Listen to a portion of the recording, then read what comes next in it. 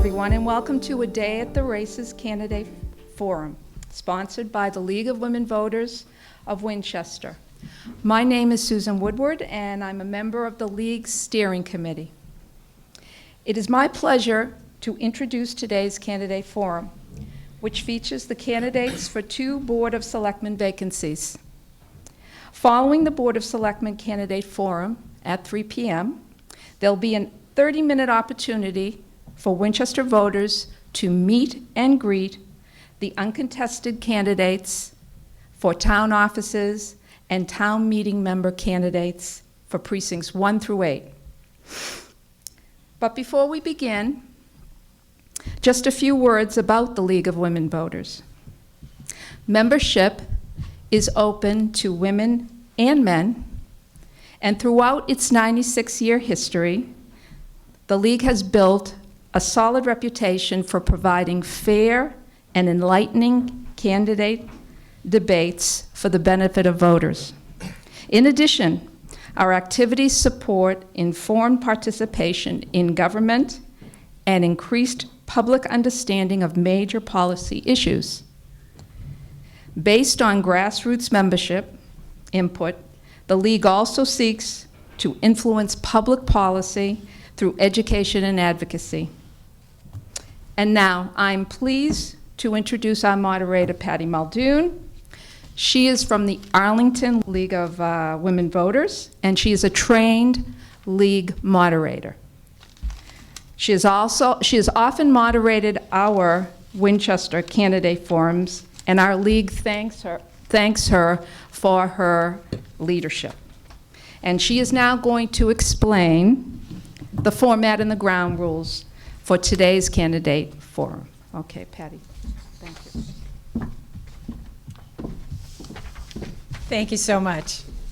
Glad to be back, Winchester. So the forum today, I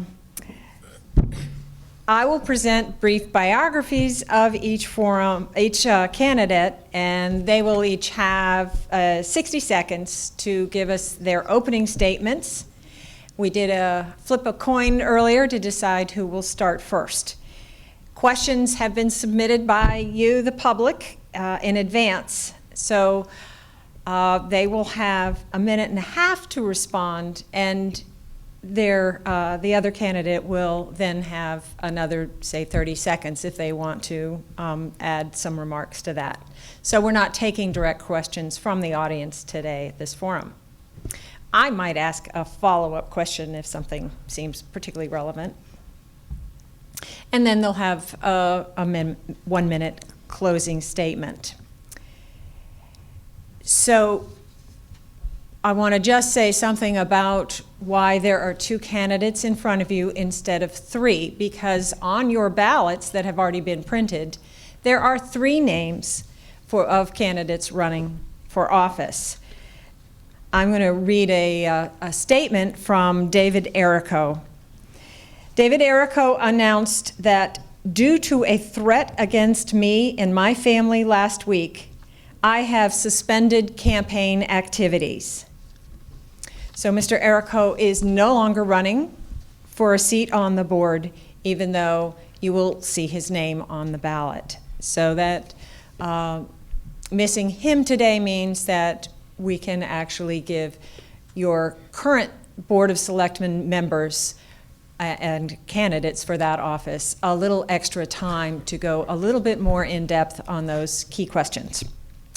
So, Board of Selectmen, they are made up of 5 members. The executive authority of the town is vested in the Board of Selectmen. It is the responsibility of the selectmen to see that the laws and orders of the town are enforced and that official records are kept. They have broad appointive powers and are the licensing authority of the town. The board is the policy-making body, except for those policy matters reserved for town meeting. On March 29th, voters will elect 2 selectmen, each for a 3-year term. So we will start with Mr. Lance Grensbach, who grew up in Winchester, attended Winchester Public Schools, and has lived in town most of his life.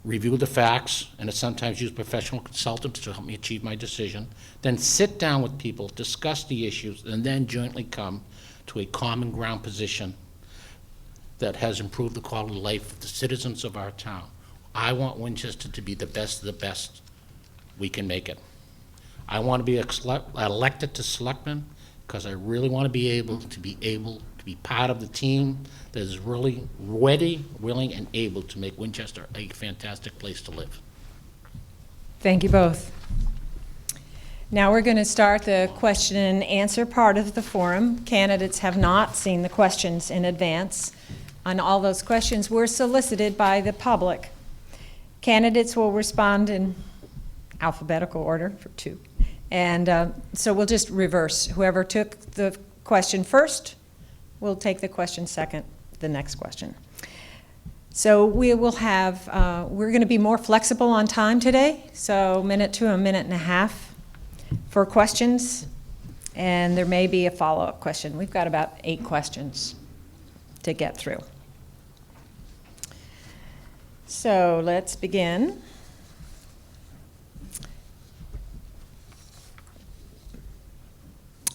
With with Lance, sorry.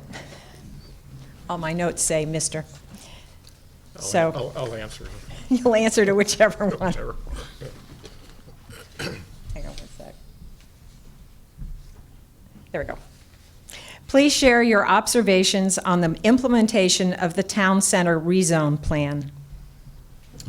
Well, good question. Thank you all first for attending this afternoon. Spending more time listening to us on a sunny afternoon is something we really appreciate, even if you might not. But the town center, I think, is a good example of what we need to do townwide. We started this effort maybe almost 10 years ago as part of the master plan. We said the zoning was out of date, and the area that seemed to take the most attention was town center. We've done that. We didn't have zoning ability to put in housing over shops. We now do that. And for the first time now, we're beginning to see developers come in and say, I want to invest in the town. We're getting active proposals, and I expect within the next kind of 3 to 5 years, we're going to see a fair amount of improvement to the town center. We need this. It's the core of the town. It's the heart of the town. It's the real retail, governmental, cultural center of the town. And 10 years ago, it was beginning to fade and die, starve for investment. Now we're beginning to see that. We have, as I mentioned in my introductory speech, a whole series of initiatives going on to redo the train station, to redo the sidewalks, to a whole set of other things in place that can begin to improve this. That, though, paired with some other things. We'll talk a lot today about the flood mitigation program and how that's progressed. You know, again, 5 or 10 years ago, you were subject to flooding in the town center. Nobody wanted to invest. The selectmen in the town have pretty much put that to rest. So the whole series of things going on in the town center that I think are very positive, and I think will give us a very solid future for the town center. It's going to take time, but it certainly is something we want to pursue because it's critical to our identity as a town. Jim. Just to jump on Lance's comments, this is a long-term plan that the Board of Selectmen, along with the Planning Board, Chamber of Commerce, has been working on for years. It started out as a discussion, which is very important. It started out with us gathering input on facts and addressing the highest priorities at the time, which was flooding and drainage. With Lance's help and the board's help and Chamber of Commerce help, we've developed an ongoing parking plan, a plan I'm convinced it works, but will never be 100% perfect. With the help of the Planning Board, we've developed a rezoning district that will allow for larger, better scale development for our downtown. Our ultimate goal here is to bring Winchester as a destination location, to have people that want to come to Winchester for housing, for shopping, for recreational purposes, for all purposes. We want Winchester to be a destination and a place that people are proud and want to come to. With working together, we will achieve this goal. It will not be a short term. It will take years, if not decades, to continue to finish this program.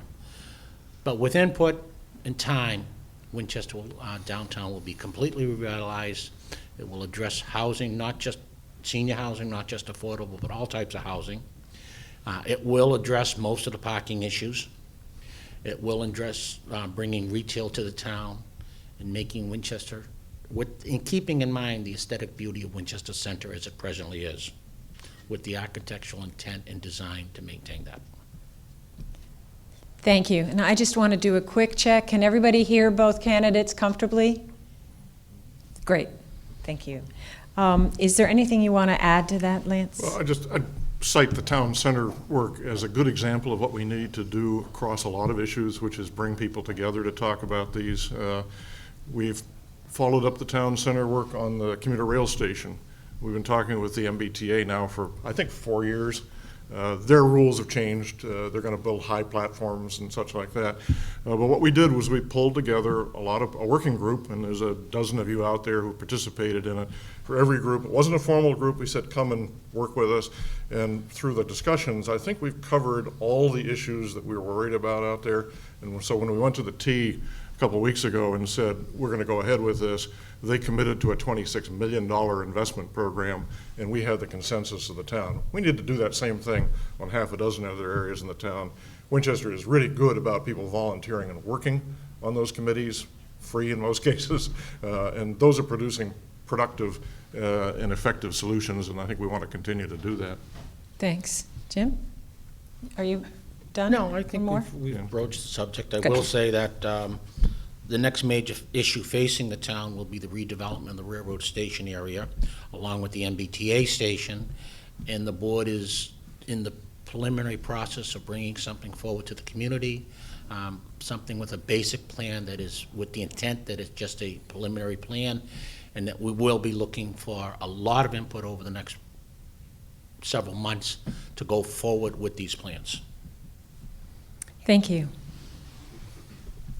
What is the role of the Board of Selectmen in preventing Winchester from becoming an economically gated community? And we will ask candidate Lance, sorry, to start. Doesn't he get to say? It should. Oh, I'm going to thanks, throw out my Lance. notes. Jim, would you start? What to keep Winchester from being an economically gated community? It's a very hard question. I think it's a very biased question. Winchester is a community that's open to all people, all sorts of people, races, nationalities. We welcome everybody. We do have a very high income level in this town, earning income level of people. But we're learning to work with all groups of people. We have input, we listen to people, we care. We have consistently caring about the quality of life of every citizen in town, seniors, students, and our town employees. And I think if we continue that, we will not have a, quote, gated community. We are open and we welcome all people to our community. Yeah, I think people have a perception that Winchester, everybody in Winchester is quite rich.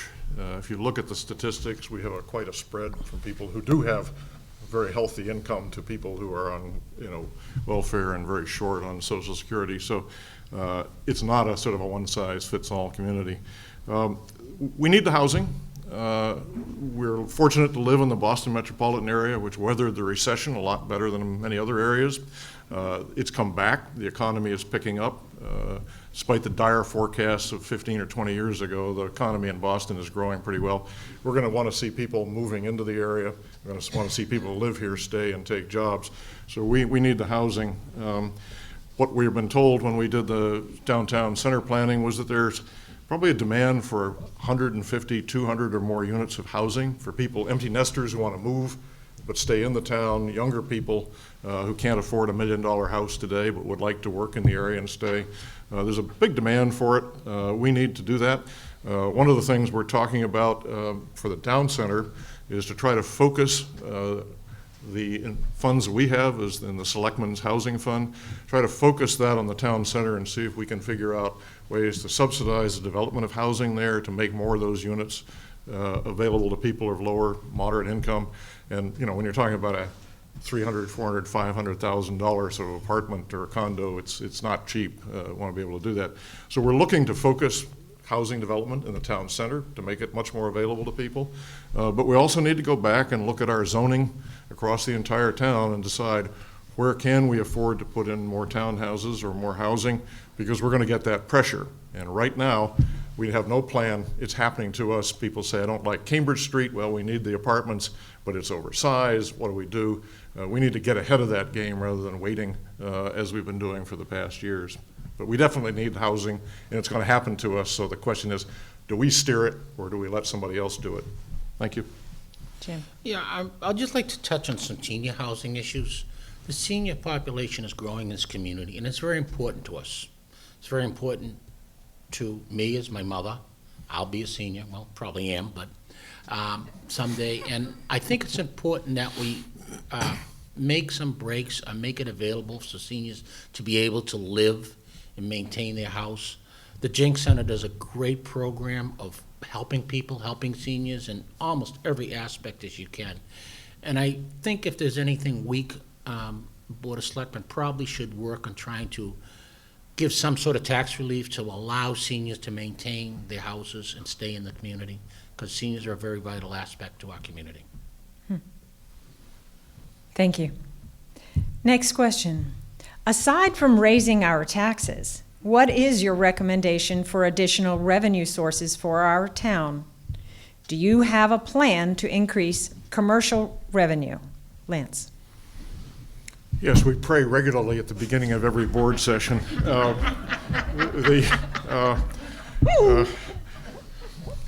We do. I'm praying now. I'm praying. just so you know. Well, the short story is yes, we do have plans to raise revenue. The downside of our wishful story is that Winchester now gets only about 4% of our property tax revenues from commercial and industrial activities. So unlike Lexington or Woburn that have large swatches of very healthy industrial land, we don't have much space, we don't have much revenue there.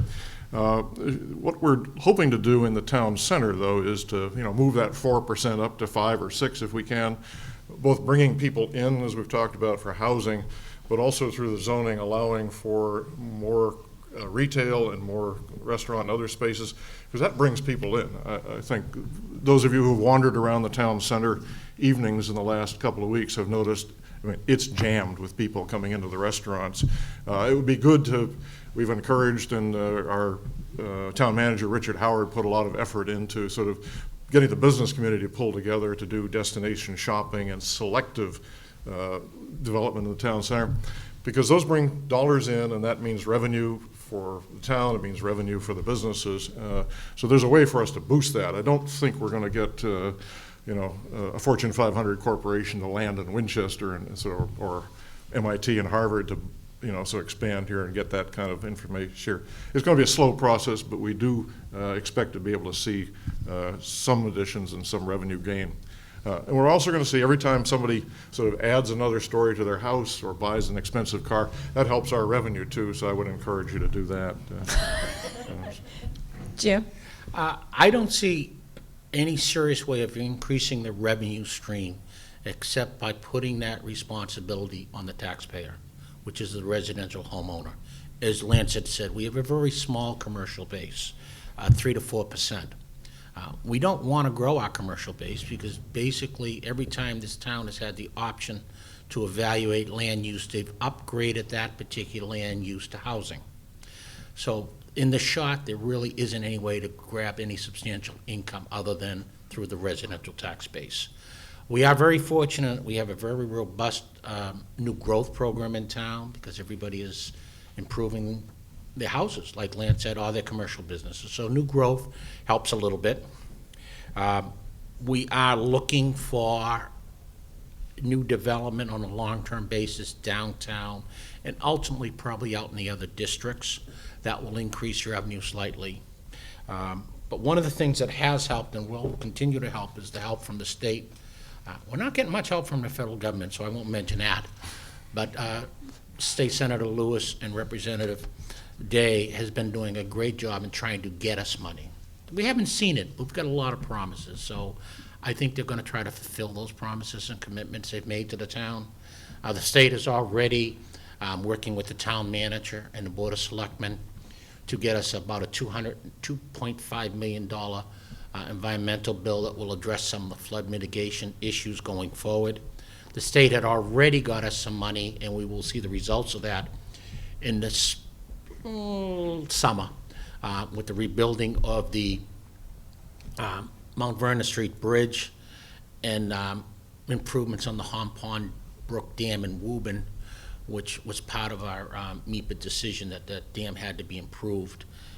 The Board of Selectmen felt that wasn't really proper for Winchester residents to pay for improvements on outside of this community town.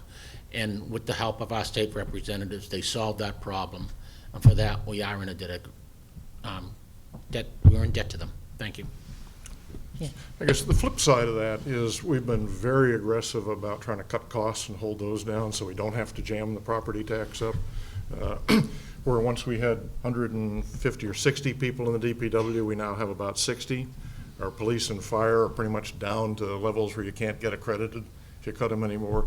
The only staffing that's been growing are schools, and that's because people are having children and wanting them educated.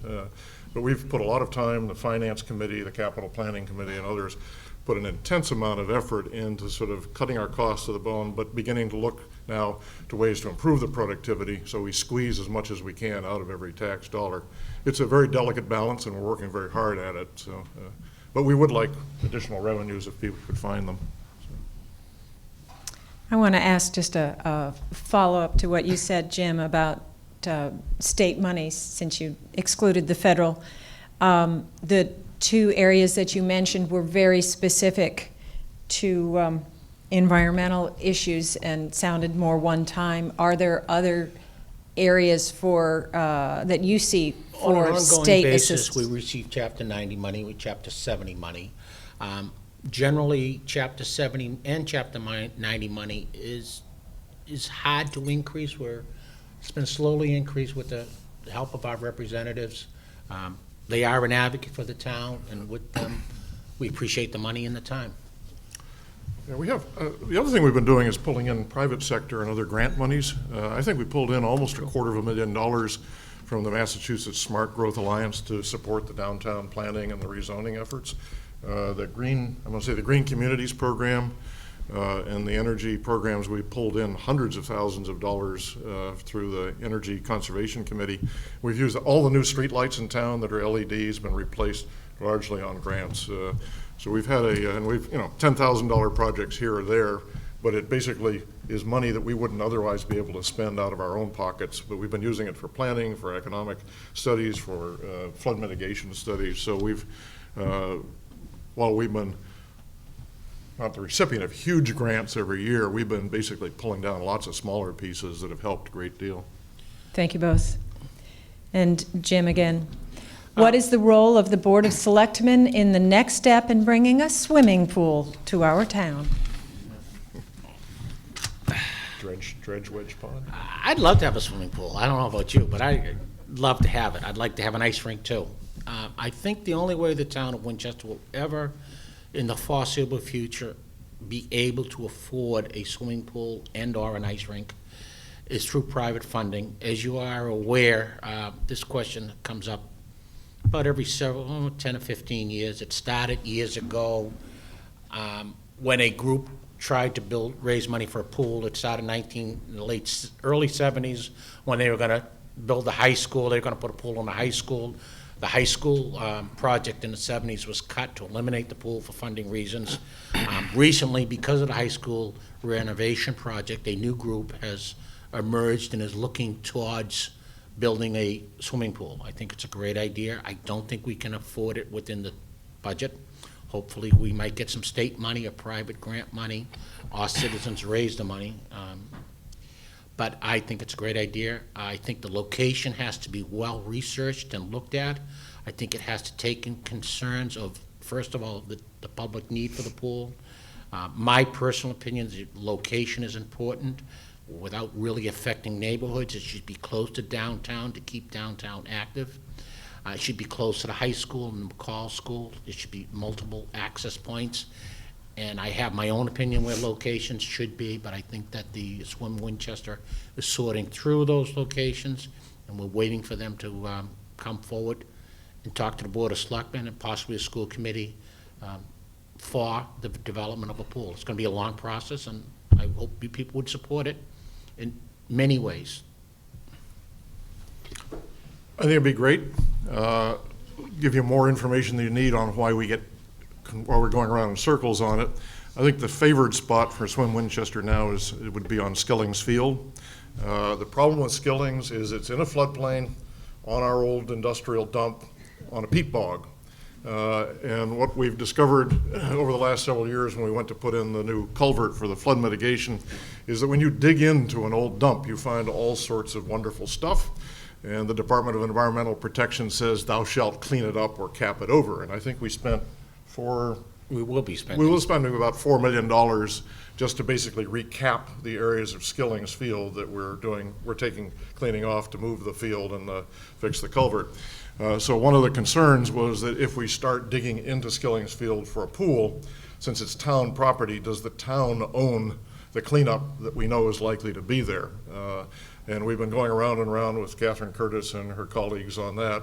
Our town manager came up with a suggestion that we're working on now is we're going to go out and see, in particular, I think Swim Winchester, go out and see if we can get short-term insurance so that they can do some borings and look at what the conditions of the field are, and if that insurance would cover and hold the town and presumably cover Swim Winchester harmless if they find something and have to recap it. So there are some creative solutions, and we're hoping to sort of find our way through. If we could find out a way of doing it without sort of incurring costs that either sink the town or sink Swim Winchester, I think it's going to be a great project, and we're looking at those very, very closely. The person who asked this question was actually, I know this has probably been very useful information, but wanted to know the role of the Board of Selectmen in this decision. So could you both just handle that piece? Depends where they land. If it's on town property, eventually the town has to approve the construction, anything. If it's on Skillings, it's the school board that has the control of that property. So they would have to first say they want to use the property, and then if we're just leasing it, not selling it, we might have to go out to some sort of a bid process. But since it would be a not-for-profit corporation, I'm guessing the town meeting would listen positively. Yeah, my assumption is that either the school department or the Board of Selectmen would be involved in the process. We would have to develop an RFP and offer it to the general public with the conditions set forth in the RFP. But Excuse me, RFP, request for proposal. proposals. So ultimately, it would then go to the Board of Selectmen or school committee and/or would make a recommendation to the town meeting. The town meeting would vote either to lease the land, sell the land, or whatever. And then it would be the responsibility of the development team to have the funds in place pretty much prior to go to town meeting, guaranteed funding. We were very successful this year. Very similar to the successful purchase of the conservation land by Lockright Farm Land Trust. There's a group of people that worked real hard. They fought through 2 years of discussions. They raised the money. We were successful. They were successful in convincing the Board of Selectmen, and they were successful in getting the approval of town meeting. They raised the money. That's a great model to use. Thank you. Lance, what can the Board of Selectmen do to address the concerns expressed by some town residents about that Eversource power line that will run through town? Well, it's the case of the unwanted guest. I think what we're trying to do is be polite to them, but encourage them to move on. For those of you who haven't been tracking this, Eversource is proposing to put a 345,000 volt line from the Horn Pond station basically cross street out Washington on its way to Wakefield, and put another one, 115,000 volt line, parallel actually to an existing line that goes again from Horn Pond, but this one down Woodside to work its way through out onto Bacon Street and off over to Medford, going over to the Mystic Station there. We have 3 concerns about it. One is that we are hosting 2 very large construction projects, and it would be very disruptive to traffic and businesses in the town. They tell us they can stage it, but it would be things. A second concern is that these are fairly large installations. The conduits themselves are a couple 3 feet square.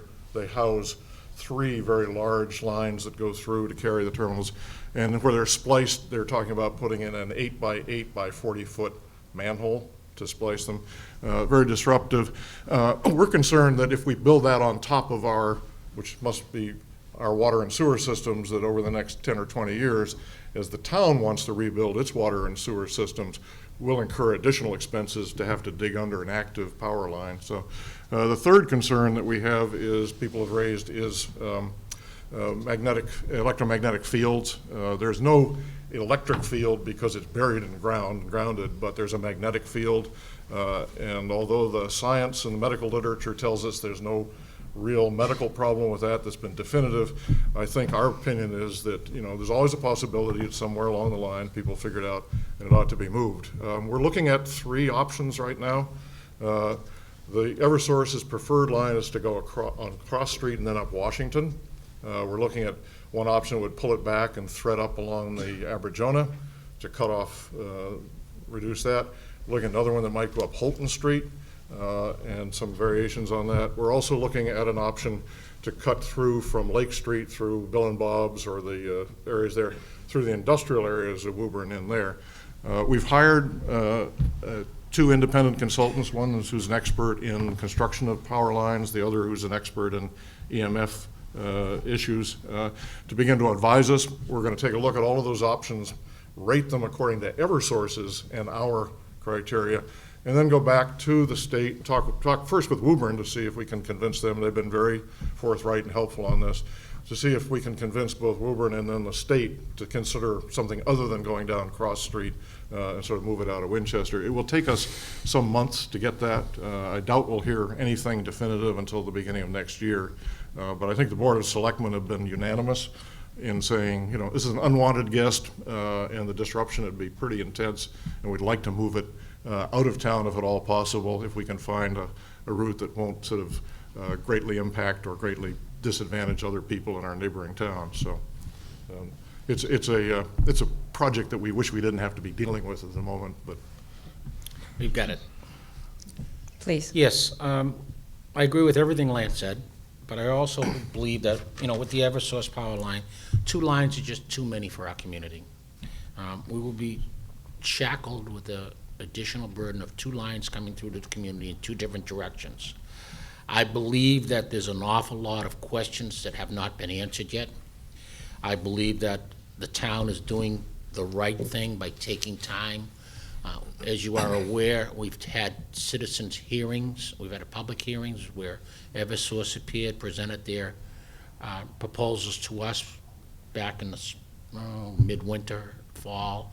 We've had public hearings where on both lines at the Lincoln School. We've had input from citizens, which have primarily raised an awful lot of questions. The board realized that these questions were far beyond our scope to address, so we've done what I believe is the proper thing. We've hired consultants. Right now at our own expense, but possibly with reimbursement from Eversource once this project gets started. The first person we hired was someone to deal with the construction and the loss of right-of-way in our street, which is a major concern going forward for years to come.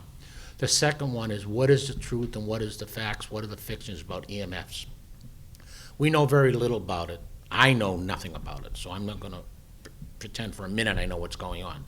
But I believe with the consultants, we can evaluate existing sites that have this. I understand the newest technology on the 345 line is somewhere in Connecticut. It is our intent as the Board of Selectmen to have our consultant go down there, actually take readings and evaluate what the effect of those lines are in that community, and then transfer it over to Winchester. Another major concern, which I do know a lot about, is the loss of our right-of-way space in our streets.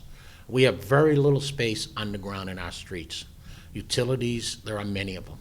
There's not alone just Winchester's gas, there's not alone just Winchester water and sewer issues, but there's gas, there's power lines, there's cable line, there's fiber optics. There's abandoned lines in our streets. My concern is that if this Eversource power lines are constructed, they actually want to put tractor-trailer sized boxes in the middle of our streets. These, what they're calling manholes, are about, at the latest, 8.5 to 10 feet high and wide and 30 feet long. This will have a devastating effect on our infrastructure. It will prevent us from years from going forward for construction. It will interfere with construction. It will interfere and will cost the town of Winchester's, just in our utilities alone, a lot of time and a lot of monies. So I think it has to be done properly. I am thoroughly for reducing the linear footage in Winchester in the best way we can. Thank you. Oh, you need, yeah, apparently. Things like that. I guess we've been focusing a great deal on the town level about very localized impacts and see if we can find some alternatives. In talking with Mike Day, our state representative, and Jason Lewis, our state senator, we asked them what else could be done, and they've been chasing our federal delegation at the federal level to basically get people to reconsider the criteria for putting these lines through. There's a Federal Energy Regulatory Commission says, you have to have a certain standard for reliability of your system, and then the service operators for the region sort of say, well, we need more to connect these two areas. There are criteria that they use to pick the best plan, and one of the questions we've been asking, and Mike and Jason have been asking, is, so those might be great criteria if you're locating a power line out in outer New Hampshire or upper Montana. Are those the criteria you really want to be looking at when you're jamming a line through a very densely developed suburban area like Winchester? Ought you to weight your criteria differently?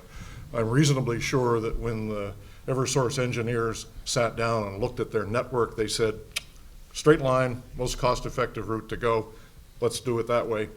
That's fine for the engineering solution, but not necessarily fine for the communities. And one of the things that Jason and Mike are helping us with is to see if we can put pressure on them to see if they'll change their set of criteria for that. In the meantime, we're going to make noise about that, but that's one of the other pieces the selectmen are trying to push.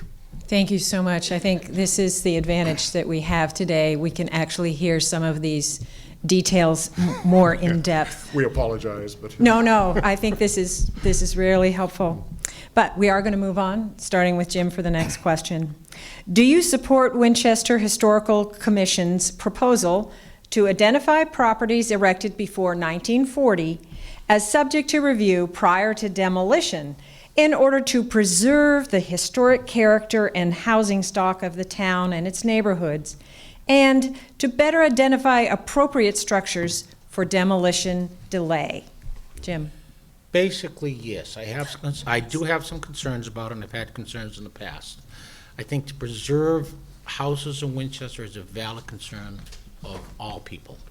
My only concern is I believe there should be an opt-in for the property owners who can decide if they want to participate in this program. We've had several successful issues, and we've had some issues that have delayed demolition that ultimately were demolished. But I believe that if there's an opt-in opportunity for property owners to participate in the program, I'm for it 100%.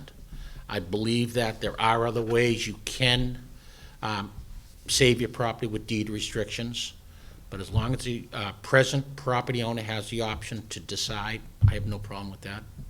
And I would support a town meeting if it had an opt-in. Lance? Yes, I think it's a good, but it's a partial solution. Again, I'll go back to the town center and talk about what we did there.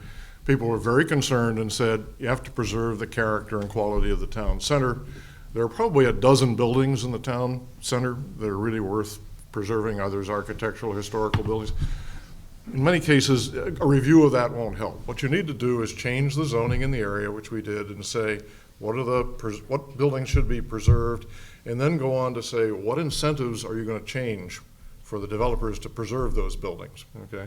And then the second piece is going to say, okay, if somebody wants to build a new building, or if you want to change an existing building, what do you want them to look like? What are your design guidelines? So in the case of the town center, we've done both. We've said we're going to designate the buildings that should be preserved, set up the zoning so there are incentives for people to do it, but also put in place some design guidelines so when a developer comes in, they know what the town wants and has a way to make it work. So it's not just a free-for-all every time.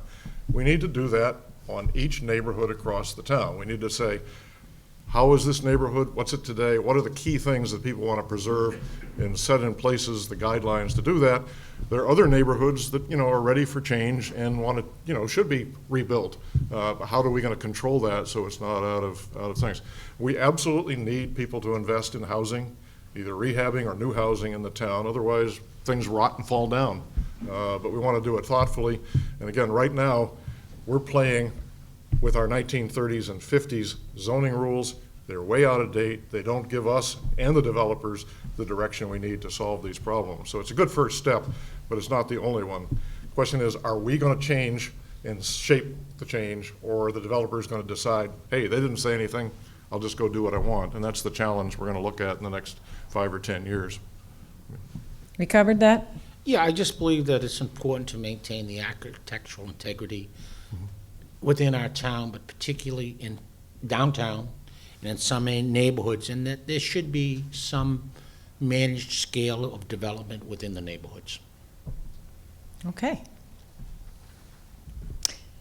Lance, looking 3 years down the road, what will be different about the town of Winchester?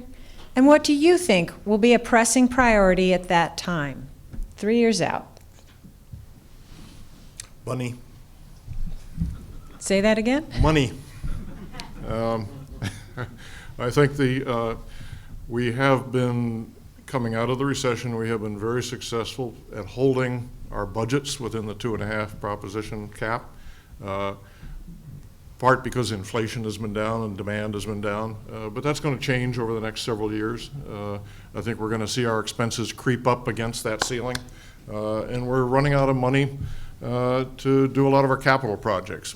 We've basically dug ourselves out of the hole we were in 20 years ago. We've repaired the town hall, the public safety building, most of our schools. We've rebuilt the high school most recently. So the good news is the sort of, a lot of the core part of the town is in good shape, but there are a lot of other projects for which we don't have money, and Jim has a long list of them from his capital planning meetings. If we don't have money to maintain our buildings, we'll be right back where we were 20 or 30 years ago. You can't buy a new car, fail to change the oil, and then wonder why it falls apart in 7 years. So we're tight on budget. At some point, we're going to have to go back to the electorate and say, how much more money do you want to put into keeping our schools, police, and fire and other services going? Because that's tight, and how much money do we want to invest to keep our roads and going out there? I think the board would like, as a whole, to wait on that issue as long as we can. All of us are going to be absorbing the increase in their tax bills from the VO and the high school. Absolutely critical projects. We spread them out over 30 years so that individual bills are a lot lower than they might be, but it's going to be a big chunk to absorb. And I think we'd like to, let people swallow that before we go and ask people for additional money out there. But it's going to be the issue we're going to look at, and it's going to be one that's going to go on for some time until we get either considerable state or federal funding, or somebody, puts a sort of a major development project in that'll generate all sorts of money. It's going to be a tight problem. And VO means, you mentioned VO? Vincent Owens. Vincent Owens School. There, get the audience We to can answer. tell she's not from Winchester. Go ahead, Jim. Where we'll be in 3 years from now? I hope we're going to be, from 3 years from now, I hope we'll be much closer to my personal goal of making Winchester a better place to live.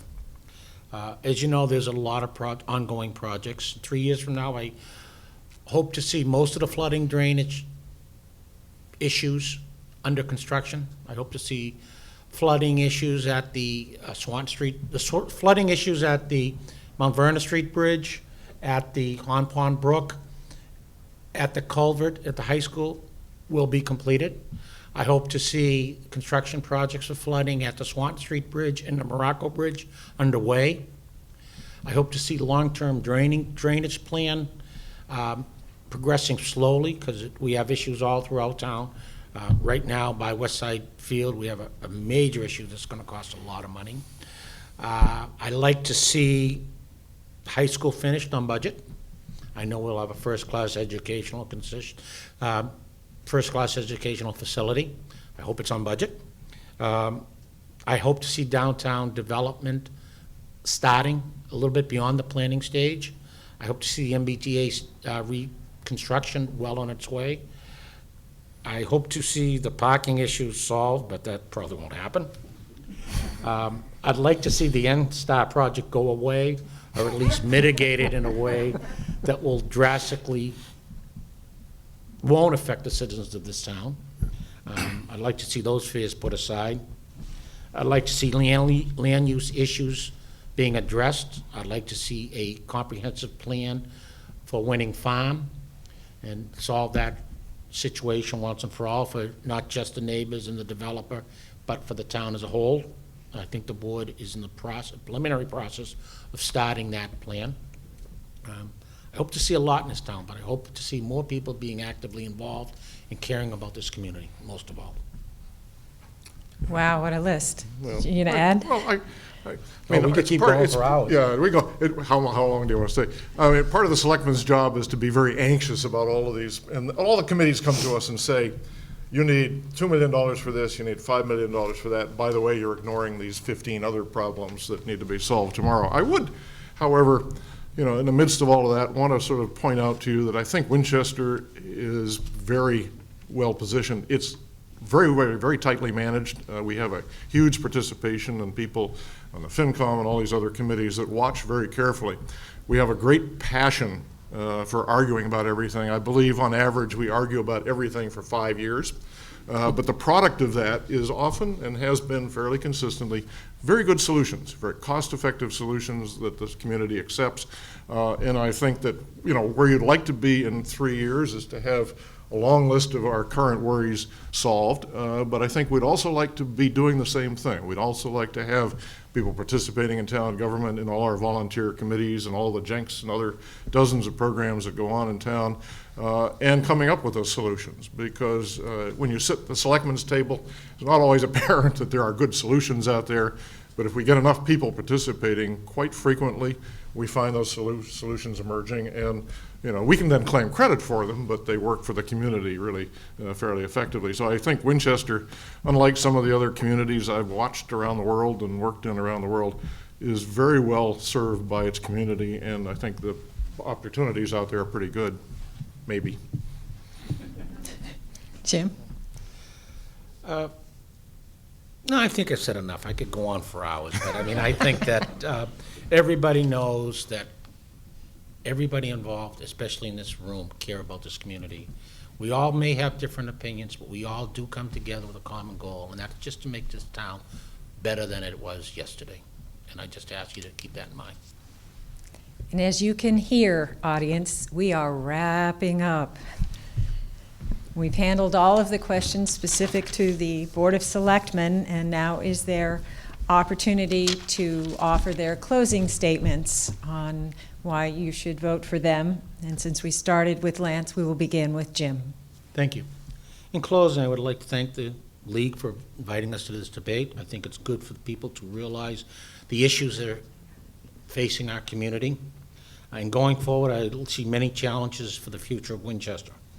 I know working together can bring positive, long-lasting results.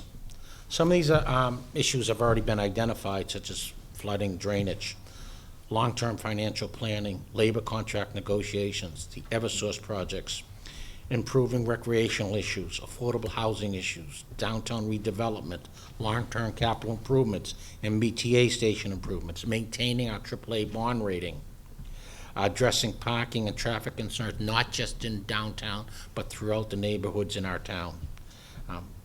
For all of these and the many more reasons I haven't mentioned, I'm asking for one of your 2 votes in this election to allow me to be returned to the Board of Selectmen to continue the work I've been working diligently on for years. Thank you. Thank you. Lance? Okay, thank you. Well, I think I've told you and we've told you what we want to accomplish, and I guess the question is, is there any hope? Can you actually do that? And I think looking back, I would say yes. I led the development of the first master plan in 50 years. We have that down. We initiated and championed the revitalization of the town center. That seems to be working well. We've negotiated $26 million with the MBTA for the station that was falling down. I led the selectmen's successful sale of the historic Wright Lock Farm for preservation, worked with Jim very closely on the flood mitigation program, and we've supported the SMART program, climate action program, energy conservation programs quite effectively. We've also delivered balanced budgets over the period, so I think it's positive. We've tried it, we know it can be done. And as your selectman, I've always listened carefully to your views, made decisions that really try to best serve you and the community. We've worked very well as a board together, and I certainly hope we will in the future. So like Jim, I ask for the other vote if not your first vote, at least the second vote in the town election on Tuesday, the 29th. And the last pitch that I think we will both make is, since this is not going to be an intensely debated election period, people are still asking us, there are 2 elections in March, so I think we'll both appeal to you to help get out the vote on the 29th, because I think I'd like to see at least 10% of voters, maybe 20% of voters coming to the town election. Gives us a more positive feeling if there are actually people. We worry about the blank getting more votes than Mr. either of Blank. us, so thank you very much. Thank you to the league. Thank you. So once again, voters, March 29th, please come vote. And since one candidate has dropped out, your 2 current selectmen, Lance Grensbeck and Jim Johnson, are running for your 2 votes, even though there will be 3 names on the ballot. In addition, the League would like to encourage you to attend the upcoming events that the League is holding. A hot topic, Building Up People, Not Prisons, which will be Wednesday evening, March 23rd, 7 to 8:30 at the Griffin Museum of Photography, 67 Shore Road. The speaker, Andrea James, founded Families for Justice as Healing, and she was instrumental in introducing House 1382 into the Massachusetts legislature last year. The bill would create community alternative sentencing for people convicted of nonviolent offenses who are primary caretakers of dependent children. So please join the League for this very interesting presentation. I know her, she's wonderful. Please join the League also in May 22nd, Sunday noon to 4, to tour 6 Winchester kitchens.